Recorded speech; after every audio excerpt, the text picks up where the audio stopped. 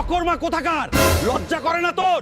ছোট ভাই সরকারি চাকরি করে আর এখনো একটা কোম্পানির চাকরিও জোগাড় করতে পারলি না। বাবা, আমি তো চেষ্টা করছি অনেক একটা চাকরির জন্য।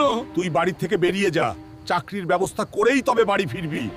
ছোট ভাই সরকারি চাকরি করে বলে সব সময় তাকে মাথায় তুলে রাখে, কিন্তু আমি তো বাবাকে অনেক ভালোবাসি।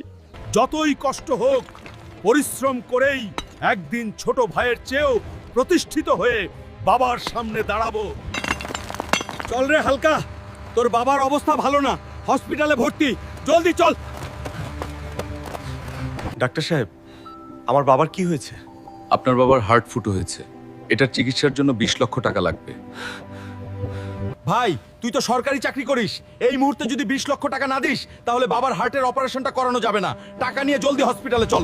শোন ভাই, বাবার বয়স হয়ে গেছে, এমনিতেই কিছুদিন পর মারা যাবে, এত টাকা খরচ করার কোনো দরকার নাই। আমার মিটিং আছে, তুমি যাও এখন। হালকা সাহেব, ভেবেচিন্তে বলছেন তো? টাকা তো ম্যানেজ করতে পারলাম না, তাই আমার হার্ট বাবাকে দিব। আপনি অপারেশনের ব্যবস্থা করুন। ডাক্তার সাহেব, আমার ছোট ছেলে কোথায়? আপনার ছোট ছেলে একদিনও আপনাকে দেখতে আসেনি, আপনার চিকিৎসার জন্যও 1 টাকা খরচ করেনি, তাহলে আমার চিকিৎসা করালো কে? আপনার বড় ছেলে টাকা ম্যানেজ করতে না পেরে নিজের হার্ট আপনাকে দিয়েছে। বলেন কি ডাক্তার সাহেব?